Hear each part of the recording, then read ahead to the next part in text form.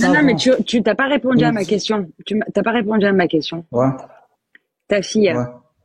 11 ans, Ouais. elle a ses règles. Tu la maries? Ouais. Oui? D'accord, ok, c'est ce que je voulais savoir. Maintenant, tu peux finir avec William si tu veux. C'est bon, j'ai ma réponse, j'ai envie de Ok. venir. Merci. Salut, Matsalaf78. Tu Comment m'entends? allez-vous? Ouais, ça va, merci, toi. Ouais. Alhamdulillah. Tant mieux. Allah yarhamou. Aïe, mlih. Ouais, en fait, non, le frère qui vient de parler juste avant, c'est que l'image, elle est trompeuse. Pourquoi? Parce que vu qu'il est venu, il vous a dit en fait que c'est le bikr. Le bikr dans le sens, la vierge. Une femme vierge, elle peut avoir 30 ans, elle est vierge. 10 ans, elle est vierge. Elle peut aussi avoir 10 ans. Et elle peut avoir 3 ans, et elle est vierge. Non, Si, impossible. si. Ah si, tu peux avoir 3 ans et être Non. vierge. Si. Bah si, excuse-moi. Si. Non. À l'âge de Non, 3 non, ans, je vais t'as dire tes une règles, chose. s'il te plaît. Ah mais tu peux avoir 3 ans et être vierge. Pourquoi tu me dis non 10 fois Non, c'est impossible. Tu sais Mais comment pourquoi? ça, c'est impossible? Ah, je crois Bah attends, je vais t'expliquer. Tu comprends ce que ça veut dire vierge ou pas? Non, mais je vais t'expliquer. Attends, ça veut dire quoi vierge, qu'on se mette d'accord? Ça veut dire quoi vierge? Oui, je vais t'expliquer. Explique-moi ce que veut dire vierge, D'accord. s'il te plaît. Une femme, elle est vierge seulement. Qu'est-ce que après signifie le avoir mot eu les vierge, règles. s'il te plaît? Non, mais je vais t'expliquer. Oh punaise. Je veux savoir ce que signifie vierge, tu peux me le dire ou pas? Je suis en train de t'expliquer. Tu peux écouter, s'il te plaît? Non, je veux que tu me réponds. Là, tu es pas en train de m'expliquer. Tu es en train de vouloir faire ton speech indépendamment de ce que je te pose comme question. Que signifie le terme vierge? Être vierge, ça veut dire quoi? Une femme vierge est une femme. C'est-à-dire, tu ne peux pas être vierge si tu n'as pas connu, si tu n'as pas encore eu tes règles. Non, c'est pas ça, vierge. Ou bien tu n'as Ce n'est pas ça, entré- Mais vierge. écoute, Vierge, c'est ne pas avoir eu de rapport sexuel. tu vas me dire quoi, une femme qui n'a pas fait l'amour? Mais c'est ça, l'acte vierge. Bah oui. sexuel. Mais bien sûr, Non, c'est pas ça, c'est pas ça. Non, c'est pas ça. C'est pas Attendez, ça, je suis c'est curieuse. l'interprétation Je que vous en avez donnée. Non, c'est pas nous qui. Non, mais il est ouf, lui. Bon, bref. Le mot vierge. C'est une pépite, le hein. mot vierge, Enregistré, une femme franchement, vierge, c'est une pépite. nous, on parle de quand tu as eu.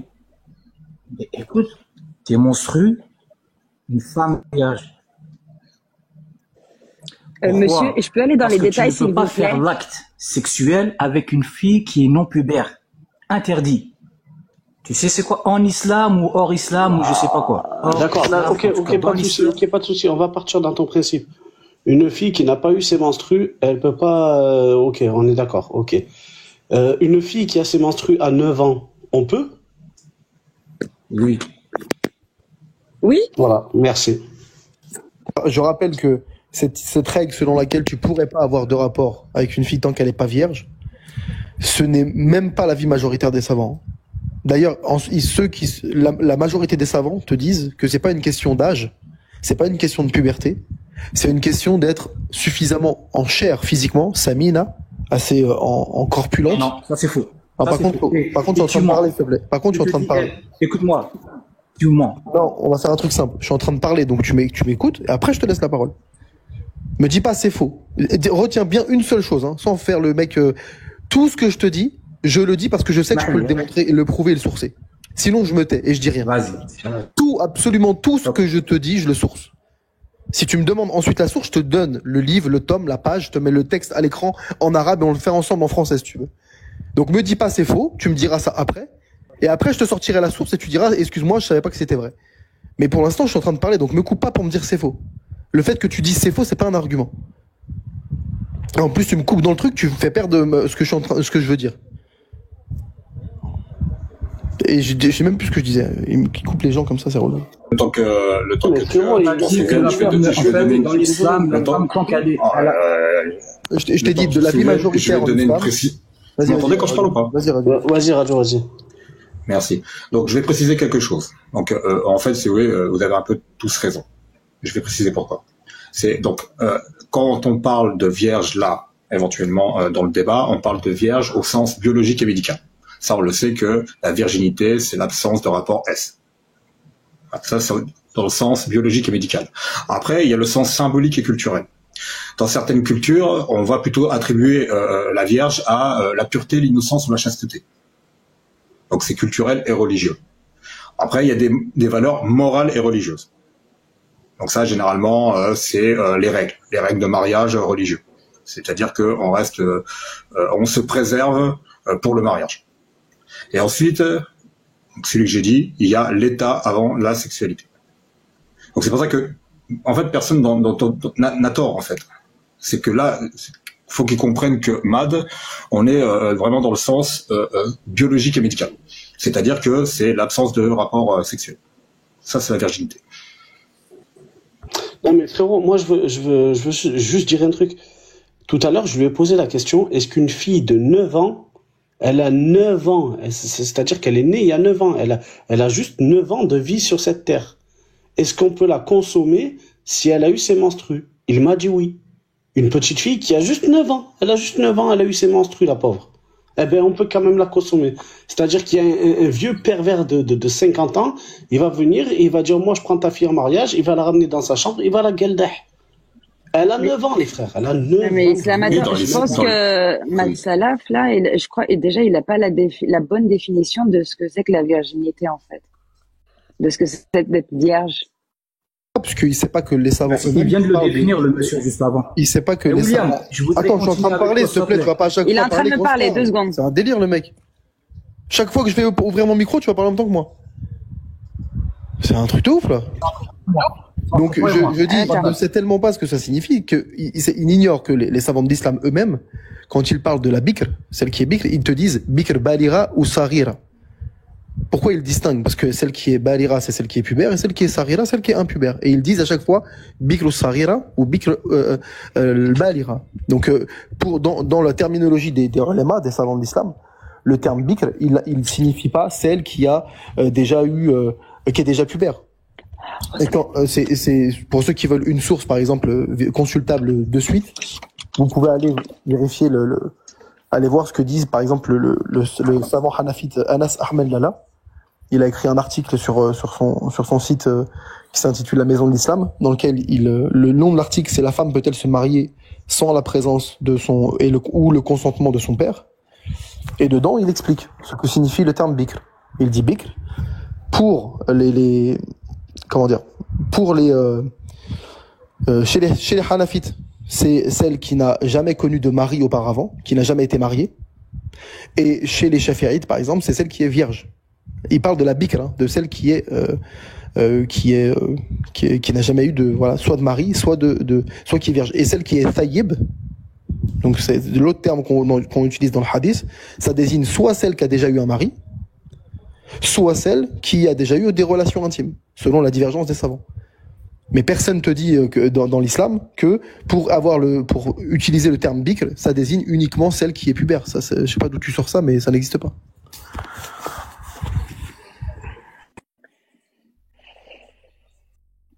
Mad Salaf, je suis curieuse, excuse-moi, de savoir si tu as des filles. Non, alors. T'es pas obligé de répondre, Comment? J'en ai une en cours. Une en cours. Qui arrive. D'accord. Ok. Et si elle a ses règles, à 10 ans, 11 ans, tu en fais quoi? Tu la maries ou pas? J'ose même pas poser la question. En fait, c'est pas moi qui va. C'est pas moi qui va juger. Dans le sens, le monsieur là juste avant, William, on parle de bikr. L'image, elle est trompeuse. Pourquoi elle est trompeuse? Parce qu'aujourd'hui, on fait dire à l'islam ce qu'il n'a pas dit. Par exemple, je vais demander à monsieur William, est-ce que les savants... Non, mais tu t'as pas répondu à ma question. T'as pas répondu à ma question. Ouais. Ta fille, 11 ans, elle a ses règles. Tu la maries? Ouais. Oui? D'accord, ok, c'est ce que je voulais savoir. Maintenant, tu peux finir avec William si tu veux. C'est bon, j'ai ma réponse, je suis envie de venir. Merci. Donc, William, où est-ce qu'un seul savant ou bien un verset du Coran, parce que non, on va même pas prendre les savants, on va prendre les versets du Coran directement. On va se baser que sur le Coran parce que c'est la base de l'islam. Donne-moi un seul verset du Coran, un seul, où Dieu, Allah, nous dit qu'il est permis de faire l'acte sexuel avec une femme une fille qui a pas encore ses règles. qui est pas encore pubère. Ok. Attends, je te réponds. Bah, vas-y, William. Tu vois où tu vas. Déjà, je suis pas. Non, mais je vais vous laisser développer pour pas faire des tunnels sinon. Mais je sais pas d'où tu sors que l'islam, ça serait que le Coran et donc tu nous obligerais à citer que le Coran. À part si tu es coraniste, mais faut le dire d'emblée, comme ça on ne perd pas notre temps. Sinon, l'islam, c'est le Coran et la Sunna. C'est ça les deux bases. La base fondamentale de l'islam, c'est le Coran et la Sunna. Et la Sunna explique le Coran. Donc tu vas pas me dire est-ce que il y a un verset, ça c'est peut-être qu'il y a pas de verset, mais s'il y a la sunna, ça a tout autant de valeur, et parce que la sunna sert de législation en islam. Donc je sais pas pourquoi tu veux imposer absolument le Coran exclusivement, mais bon bref, ça marchera pas comme ça. T'es pas tombé sur un live où les gens sont des gens qui ignorent l'islam, hein, au cas où.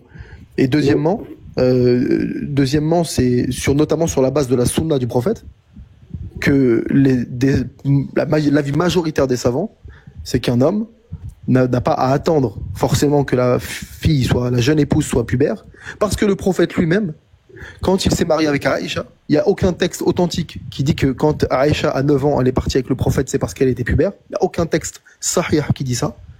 Je répète, il n'y a aucun texte sahih qui dit ça. Au contraire, les textes authentiques te disent que sa mère l'a nourrie de concombres, de dattes fraîches pour qu'elle prenne du poids, parce qu'elle était un peu frêle, et qu'elle lui a fait prendre du poids avant qu'elle aille cohabiter avec le prophète. Et c'est Aïcha elle-même dans le hadith qui raconte que sa mère lui a fait manger des choses, mais il y avait rien qui fonctionnait jusqu'à ce qu'elle lui fasse manger des dattes fraîches et du concombre, etc. Et que là, elle a pris du poids et ensuite elle a pu aller cohabiter avec le prophète. Et dans ce hadith-là, on te dit pas que la condition pour qu'elle aille chez lui, c'était qu'elle soit pubère. On comprend du hadith que la condition, c'est qu'elle soit suffisamment corpulente. Pourquoi corpulente? Notamment pour avoir le rapport intime. C'est pour ça que l'avis majoritaire, j'ai pas dit qu'il y a consensus, mais faites pas dire ce que j'ai pas dit, l'avis majoritaire des savants, comme le rapporte l'imam al-Nawawi, par exemple, ou al-Qurtubi, et d'autres savants, c'est que la condition pour qu'il y ait le coït entre le mari et l'épouse, c'est qu'elle soit suffisamment corpulente, et c'est pas une question d'âge, ni une question de puberté. Si tu veux les sources, je te les donne. Et Matsalaf, moi je vais rentrer dans ton jeu du Coran. Où tu dis, attends, s'il te plaît. Pardon, vite fait, je peux répondre à... Vas-y, réponds après, je vais rentrer dans ton jeu. Ok, merci, Sahid. Donc, de 1, je suis pas un coraniste. De 2, le livre des musulmans, la première source, c'est le Coran. C'est pas la sunna, c'est le Coran. La première source, la base. Ensuite, il y a la sunna, oui. Je suis d'accord avec toi. Mais si tu n'arrives pas à trouver un verset dans le Coran, on se dirige vers la sunna. On fait pas sunna et après Coran. Non, Coran et après sunna. C'est ça l'ordre. L'ordre chronologique des choses. Si tu as un verset du Coran, on passe au Coran. Si tu n'en as pas, on passe au hadith. Il n'y a pas de problème. Mais toi, tu passes au hadith, aux paroles des savants. Tu as mis les paroles des savants avant le Coran et la sunna.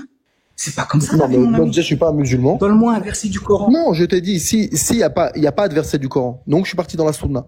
Et moi, mon sujet, c'est pas moi ce que je fais dire à l'islam. Moi, mon avis, il a aucun poids. Je suis un no-name. C'est pas grave. Mon avis, on s'en fout. Moi, ce que je vais voir, c'est ceux qui ont étudié l'islam toute leur vie, qui l'ont compris, qui l'ont enseigné, qui sont des références, ce que tu n'es pas et ce que je ne suis pas non plus. Donc, c'est pas ton avis ou le mien qui compte pour définir ce que dit l'islam. C'est ce que disent les ulama. Toi, ton avis, tout le monde s'en fout, et le mien, tout le monde s'en fout. Ce qui compte, ce qui est pris comme référence en islam, c'est pas l'avis de comment tu t'appelles, Mad Salef 78 sur TikTok. Tu vas dans une université de sciences islamiques, n'importe où dans le monde, l'avis de Mad Salef 78, on s'en bat les steaks comme de l'an 40, hein. Exactement comme moi. William Louis, tout le monde s'en fout royalement de ce que je peux penser. Et ils ont bien raison, c'est pas moi qui détermine l'islam. Par contre, l'avis de l'imam al-Nawawi, al-Qurtubi, Ibn Taymiyyah, Malik, al-Shafi'i, Abu Hanifa, al-Suyuti, etc., leur avis, il compte à eux. Et ça, c'est ce que eux disent. D'accord? Donc, tu vas pas me faire ici l'ijtihad, moi, je vais t'expliquer comment. Ton avis, on s'en fout dans l'islam. Sans vouloir te manquer de respect, hein, je m'inclus dedans. On se fout du mien aussi. Donc, c'est pas ça qui va déterminer ce que l'islam dit. Qu'on soit bien clair. D'accord. Est-ce que tu as un verset du Coran ou pas? Attends, s'il te plaît. Est-ce que tu as un seul verset du Coran? Voilà, ben on va en revenir. T'en as un, oui ou non? Tu me dis juste oui ou non? Oui, voilà. S'il te plaît, je fais pas le perroquet. Oui. Voilà, il y a des versets. Y en a un? Je vais juste revenir.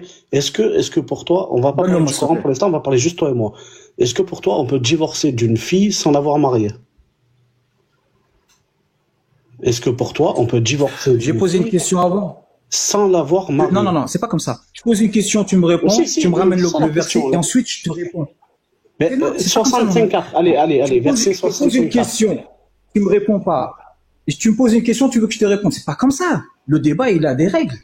Non, mais je te parle. Mais moi, je te parle de ton Coran, je te parle de ton livre saint, je te parle du Coran, là. Donne-moi le verset. Est-ce qu'on peut divorcer d'une fille ou d'une femme sans qu'elle soit mariée?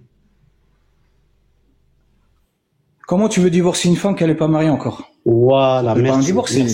Merci. Donc, on ne peut pas divorcer d'une femme qui n'est pas mariée. Est-ce que dans l'islam, est-ce que dans le Coran, d'après le Coran, on peut divorcer d'une femme mariée sans l'avoir consommée? Bon, je t'ai posé la question en premier. Tu me réponds à ma question et ensuite... Je t'écoute. Vas-y, je t'écoute. Il n'y a pas de problème. Déjà, je t'ai donné une faveur, je t'ai répondu à une question. C'est quoi ta question? Réponds à ma question. Donne-moi le verset du Coran. Donne-moi le verset du Coran, on va expliquer ce verset-là et ensuite on va au hadith, ensuite on va aux paroles des savants. Ok, non mais t'inquiète pas, il y a les savants qui sont là. Voilà. Donc moi je te parle là de la. Écoute, moi je suis en train de te répondre. Je te parle là de la 65.4. La 65.4, elle dit que tu as le droit de divorcer d'une fille qui est impubère. Sauf que quand tu te rapportes à la 33, je sais plus, dis-moi les gars. La 65.4. Attends. Voilà, la 33.49. Alors, la 65.4 t'explique. La 65.4 t'explique que tu peux divorcer d'une fille qui n'a pas encore eu de règles. Et la 33.49 t'explique. Et la 33.49 t'explique que tu n'as pas le droit de divorcer d'une femme si tu ne l'as pas touchée. Attends, non. Déjà, on va. Tu m'as donné le verset, la sourate 65. C'est pas moi, j'ai inventé. 65.4. D'abord, on va expliquer la 65.4. Sahih, d'accord. Qu'est-ce qu'il est dit? واللائي يئسن من المحيض من نسائكم إن ارتبتم فعدتهن 3 أشهر. واللائي لم يحضن. C'est ça, c'est ce verset-là? Ouais, en français, c'est oui. Donc, en français, oui. En français, c'est les femmes qui ont désespéré d'avoir des règles. Dans le sens, je sais pas comment on va dire en français. Les femmes ménopausées. Non. Selon les savants, c'est pas tout le monde. Mais il est là le problème. Non, mais c'est pas ça. Mais c'est pas moi qui dis, c'est les savants, c'est pas moi. Oui, selon les savants, c'est les femmes ménopausées. En français, il est écrit comme. Comment on va le trouver en français? Attends, je vais le trouver. 65.4. On va aller dans le si tu veux, je te le lis. Attends, c'est pas des coranistes. Moi, j'ai le Coran sous les yeux. Si tu veux, je te le lis. Tu veux l'afficher? Je peux t'agrandir si tu veux. Non, c'est bon, je vais pas l'afficher parce que. 65.4. Non, c'est bon, je l'ai. Donc, il dit, si vous avez des doutes à propos de la période d'attente de vos femmes qui n'espèrent plus avoir de règles. Donc là, les savants disent que c'est les femmes ménopausées. Là, tu me dis que les savants, ils disent d'accord. De même pour celles qui n'ont pas encore de règles. Voilà. Là, les savants, ils disent les sahihar. Les sahihar, pardon. Non, oui, si tu veux, mais les savants, ils disent sahihar. Celles qui sont trop petites pour avoir des règles. Sahihar? Non, c'est pas ça. Attends, il y en a qui ont dit ça. C'est pas moi. Il y a des savants qui ont dit ça. Mais je vais t'expliquer le verset. Wallahi lam yahil. Écoute-moi bien. On est parti dans les lemmes. Ici, dans le Coran, attendez. Oui, on va jouer sur la lemme. Ouais, t'es sûr. Non, je joue pas sur le lemme. Je vais même pas rentrer dans la grammaire. Dans le verset seulement, Allah Azza wa Jalla, il dit quoi? Quant aux femmes qui sont désespérées d'avoir leurs règles, elles ont leurs règles, écoute-moi bien. Elles ont leurs règles, mais elles savent que là, l'âge dans lequel elles sont rentrées, elles savent que c'est bientôt la fin des règles. Elles savent. Non, c'est pas ce que disent les savants. Les savants ne disent pas ça, frérot. Les savants ne disent pas ça. Écoute-moi, mon ami. Oui, mais si tu dis des choses qui sont pas en corrélation avec ce que disent les savants... En fait, c'est une chronologie. Mais tu m'écoutes pas? Mais écoute-moi. D'abord, je vous les ai laissés vous exprimer, laissez-moi m'exprimer. Si vous n'êtes pas d'accord avec ce que je vais dire, réfutez-moi, moi. C'est moi qui parle avec vous là aujourd'hui. C'est pas Ibn Kathir, c'est pas Ibn Taymiyyah. Oui, mais moi, je vais te réfuter avec les paroles de tes savants. Je vais pas te réfuter. Écoute-moi. Je te dis un truc. Le Coran, qu'est-ce qu'il dit là?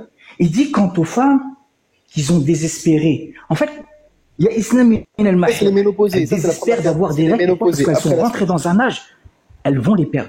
Donc, mais elles n'ont pas perdu encore les règles. Elles les ont pas encore perdues. C'est les ménopausées, on est d'accord. La suite, c'est quoi? Ah non, attends, j'ai pas fini. Mais tu mets 3 points. Elles n'ont pas encore perdu leurs règles, mais c'est pas ce que disent les savants, mais ok, admettons. Lis la suite. Pour que vous compreniez bien, il faut répéter. Attends, d'accord. Celles qui désespèrent d'avoir leurs règles, qui sont ménopausées, c'est 3 mois. Ensuite, ces mêmes femmes, quand elles ont perdu leurs règles, elles sont rentrées dans un nouveau statut. Voilà qu'est-ce qui leur arrive. Elles ont les mêmes règles. D'accord. C'est ça. D'accord. Est-ce qu'on est d'accord? La femme, elle avait ses règles. Pardonnez-moi. Elle avait ses règles. Mais elle va désespérer. Elle désespère là. C'est-à-dire, elle va rentrer dans le jour où elle aura plus de règles. Eh bien, Dieu dit, voilà comment vous agissez maintenant. Et le jour où vous avez plus vos règles, voilà comment vous agissez. C'est tout facile. Pourquoi vous allez rentrer dans des complications? C'est un ordre chronologique. Moi, pourquoi vous allez chercher les petites filles? Je sais qu'il y a des savants qui disent des petites filles. Et oui, je suis d'accord avec eux. Frérot, moi, j'ai juste un dernier mot à te dire. Bienvenue dans la confrérie. Parce que ce que tu dis, ça n'a rien à voir avec ce que disent tes savants. La première catégorie de femmes. Attends, s'il te plaît, je vais te répondre. Maintenant, je vais te répondre. Réponds-moi, mais réponds à moi. Pourquoi tu me parles de savants? Réponds à moi. Je vais te répondre à toi. C'est moi qui parle avec toi aujourd'hui. Je vais te répondre à toi. Laisse-moi parler, s'il te plaît. Je vais te répondre à toi d'après les sources de l'islam sunnite. Pas d'après mes sources à moi, pas d'après moi, comme toi tu as fait, ou tu as interprété, ou tu as sorti je sais pas quoi. Ce que tu as dit là, ça n'a rien à voir avec ce que disent les savants des 4 écoles de l'islam sunnite. C'est-à-dire que la première catégorie de femmes, ce sont les femmes ménopausées, ceux qui n'espèrent plus avoir de règles. Donc celles-là, c'est les femmes ménopausées, trop vieilles pour avoir leurs règles. La deuxième catégorie de femmes, c'est les sahiha, les filles trop jeunes pour avoir leurs règles. Donc elles, on peut les divorcer. Et les troisième femmes, c'est les femmes enceintes. Et la troisième catégorie, c'est les femmes enceintes. La deuxième catégorie, elle concerne les sahiha. Les filles trop jeunes, c'est pas moi qui le dis encore une fois, c'est les 4 écoles de l'islam sunnite, c'est les savants les plus grands mufassirines de l'islam sunnite qui le disent. C'est-à-dire que elles sont trop jeunes pour avoir leurs règles. Les petites filles, les jeunes filles trop jeunes pour avoir leurs règles. Donc celles-là, on peut les marier, on peut les divorcer, et pour les divorcer, il faut les consommer. Et ça, on se reporte à la 3349. À la 3349 qui va t'expliquer que tu n'as pas le droit de divorcer d'une femme que tu n'as pas touchée. Donc, dans la 65.4, on te dit que tu peux divorcer des sahiha, celles qui sont trop jeunes pour avoir de règles, et dans la 33-49, on t'explique que tu es obligé de les toucher pour les divorcer. Voilà.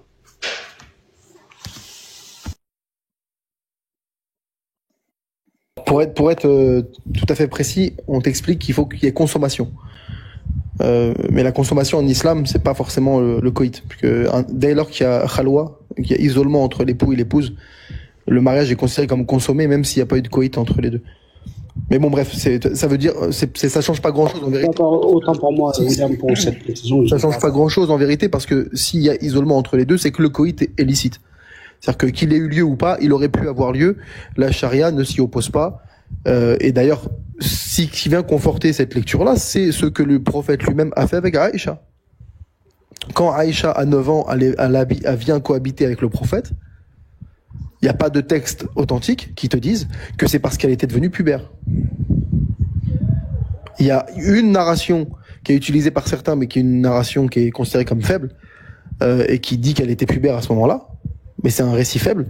Par contre, tous les récits authentiques te disent que c'est parce qu'elle était suffisamment en chair, corpulente pour aller rejoindre le prophète. Et d'ailleurs, certains savants justifient ça en disant que quand elle est venue à cohabiter avec le prophète, elle avait ses poupées. Et dans le sharh de l'imam Ibn Hajar al-Asqalani, quand il fait le commentaire d'un hadith al-Bukhari sur le sujet, il met plusieurs paroles de propos de savants, notamment celui qui dit que si elle avait encore l'autorisation d'avoir des poupées quand elle est arrivée chez le prophète, c'est parce qu'elle était impubère. Sinon, elle aurait été interdite en tant que personne pubère, on lui aurait interdit d'avoir des poupées. Mais comme elle était impubère, alors elle pouvait encore avoir ses poupées. Donc c'est pour ça que l'avis majoritaire des savants, c'est que dès lors qu'elle est suffisamment corpulente, et ça par exemple tu peux aller voir ce que dit Ibn Nujaym el-Hanafi, il te dit que il te dit les avis des savants sur la consommation, ils sont de 3. Il y a 3 avis. Le premier, c'est que le coït peut avoir lieu dès lors qu'elle atteint la puberté, le tablour. Le deuxième avis, c'est quand elle atteint 9 ans, balarat tis'a sinin. Et le troisième avis, c'est quand elle est samina jassima. Quand elle est samina, donc c'est un peu gros, pas grosse, mais bref, qu'elle est en chair, quoi. Qu'elle est suffisamment robuste pour pouvoir encaisser et c'est ce qu'il dit, hein, capable de supporter la relation conjugale. Il faut qu'elle soit physiquement en chair pour être prête à ce qu'on puisse entrer dedans, pour être un peu cru, et qu'elle puisse le supporter physiquement. Ça, c'est l'avis majoritaire des savants. Okay. Tu peux m'exprimer maintenant? Parce que sinon, j'ai oublié ce que je voulais dire, parce qu'il y a des questions là. C'est bon, William, t'as fini? Ok. Donc, pour répondre, Islama, en fait, comment reconnaître qu'une fille, elle est pubère? Il n'y a pas que les règles. Il y a les monstrues, il n'y a pas que les monstrues. Une femme, les signes qui vont montrer qu'une fille, elle est pubère, elle est devenue pubère, il y a la poitrine, il y a les poils pubiens, et les règles, les monstrues. Et il y a d'autres choses encore mineures, mais ça, c'est vraiment les 3 signes majeurs. Donc, une femme, une petite fille, elle peut avoir la poitrine et les poils pubiens sans avoir Allez, sur ce, monsieur, franchement, je vais vous souhaiter une bonne soirée. Je pense qu'on Désolé, parce que là, ça commence à être compliqué. Ouais. Non, il y a un moment donné, je pense que déjà dès le début, on a compris déjà pour vous une fille 3 ans. C'était qu'est-ce qu'il avait dit déjà? Il a dit tellement de conneries, excusez-moi, hein, mais 3 ans, mais oui, vous êtes sérieux? qu'elle soit vierge. Il n'y a plus rien à sauver, monsieur. Vous mariez votre fille à 11 ans, on a tous entendu le oui. C'est bon, arrêtez de nager, arrêtez d'essayer de